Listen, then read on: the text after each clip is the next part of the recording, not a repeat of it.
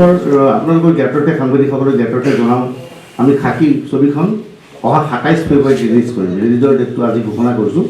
27 ফেব্ৰুৱাৰী তাৰিখে আমি খাকীখন ৰিলিজ কৰিম। ইতিমধ্যে খাকীৰ সম্পাদনা সম্পূৰ্ণ হৈ গৈছে, ৰূপাংকৰে সম্পাদনা কৰিছে, শ্বুটিং সম্পূৰ্ণ হৈ গ'ল। বৰ্তমান মুম্বাইত তাৰ কাম চলি আছে। যে আপোনালোকক জনাওঁ যে সংগীতৰ কাম চলি আছে। সংগীত বেকগ্ৰাউণ্ড আৰু মিউজিক কৰিছে মুম্বাইৰ এগৰাকী প্ৰতিষ্ঠিত সংগীত পৰিচালক ডেনিয়েল বিজৰ্ছ। ৰাইজক এখন নতুন ধৰণৰ আমি দেখি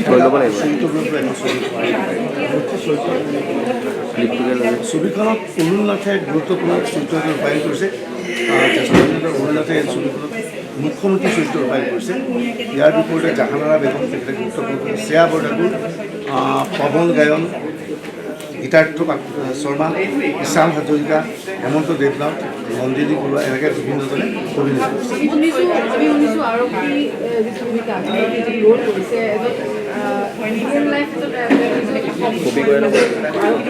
যোগদান কৰিলে পৱন গায়ন, আৰু তেওঁ খুব ভাল এক্টিং কৰিছিল আগতে। তেওঁৰ লগত যোগাযোগ কৰা হ'ল আৰু আৰক্ষী অ'চিৰ ভূমিকাটো এখন থানাৰ অ'চি পৱন গায়নে নিজে ৰূপায়ণ কৰিছে আৰু খুব ভাল বিশেষ ছবিখন চোৱাৰ পিছত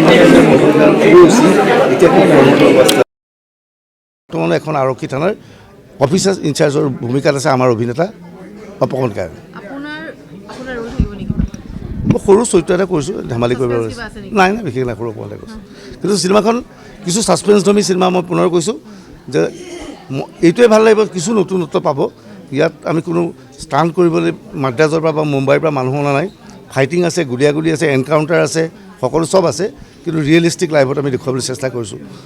চাওঁ দৰ্শকে কেনেধৰণে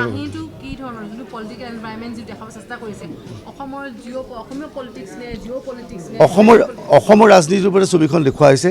ৰাজনৈতিক পৰিৱেশ পৰিস্থিতি এই বস্তুটোও দেখুওৱা হৈছে যে এতিয়া যিধৰণে ড্ৰাগছৰ কথা হওক, বাল্য বিবাহৰ কথা হওক, এক বিশেষ সম্প্ৰদায় বিশেষকৈ মুছলমানসকলক হাৰাশাস্তি কৰি হৈছে নেকি, আচলতে ভুল হৈছে নে শুদ্ধ হৈছে, সেইটো দিশটোও দেখুওৱা হৈছে।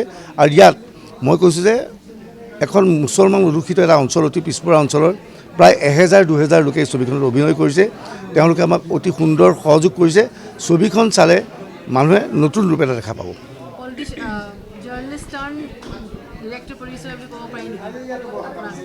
নহয়, মই জাৰ্ণেলিজম কৰি আছিলোঁ, আপোনালোকৰ নিচিনা একেলগে জাৰ্ণেলিজম কৰি আছোঁ। মই পুনৰ কৈছোঁ, আমি আৰক্ষী ওচৰৰ পৰা দেখিছিলোঁ, আমি ৰাজনীতিবিদক ওচৰৰ পৰা দেখিছোঁ। আমি যেতিয়া হিন্দী চিনেমা চাওঁ, হিন্দী চিনেমা ৰাজনীতিবিদজনক দেখি পেলাই ভাবোঁ আমাৰ চিফ মিনিষ্টাৰটো এনেকুৱা নহয়, আমাৰ লগততো কথা পতা MLA-টো এনেকুৱা নহয়, আমাৰতো পুলিচ থানাৰ অ'চিটো এনেকুৱা নহয়। আমি দেখা অ'চি, আমি দেখা ৰাজনীতিবিদক ছবিখনত দেখুৱাবলৈ চেষ্টা চলাইছোঁ। মুঠ চৰিত্ৰ ইয়াত আপোনাৰ 1500-ৰ ওপৰত আছে বুলি ক'লে ভুল কোৱা নহ'ব। বহুত চৰিত্ৰ আছে, 1500 অধিক চৰিত্ৰ অভিনয় কৰিছে।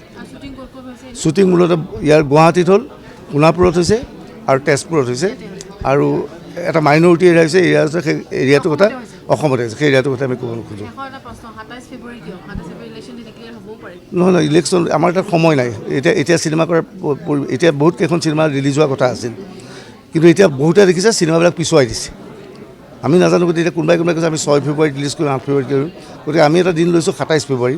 আমি 6 ফেব্ৰুৱাৰী কৰিব পাৰিলোহেঁতেন, কিন্তু 6 ফেব্ৰুৱাৰীৰ বাবে 4-5খন চিনেমাই বুকিঙত ৰেডি আছে। গতিকে আমি 27 ফেব্ৰুৱাৰী লৈছোঁ। আৰু যিহেতু নিৰ্বাচনৰ সৈতে জড়িত বিষয়, ৰাজনীতিৰ সৈতে জড়িত বিষয়, চৰকাৰ পৰিৱৰ্তনৰ কথাও ইয়াত আছে। গতিকে এই ছবিখনত ৰাজনৈতিক পৰিৱেশ পৰিস্থিতিৰ মাজতেই আমি ৰিলিজ কৰাৰ সিদ্ধান্ত লৈছোঁ। কিন্তু ইয়াত কোনো দলক বা কোনো ৰাজনৈতিক কোনো চৰকাৰক প্ৰমোট কৰিবলৈ চেষ্টা চলোৱা হ'লে ছবিখন চালে গম পাব। ছবিখনে পূৰ্বৰ অসমীয়া ছবিৰ যিবোৰ ৰেকৰ্ড আছে, সেই ৰেকৰ্ড ভংগ কৰিব বুলি আপুনি আশাবাদী নে, কি ক'ব?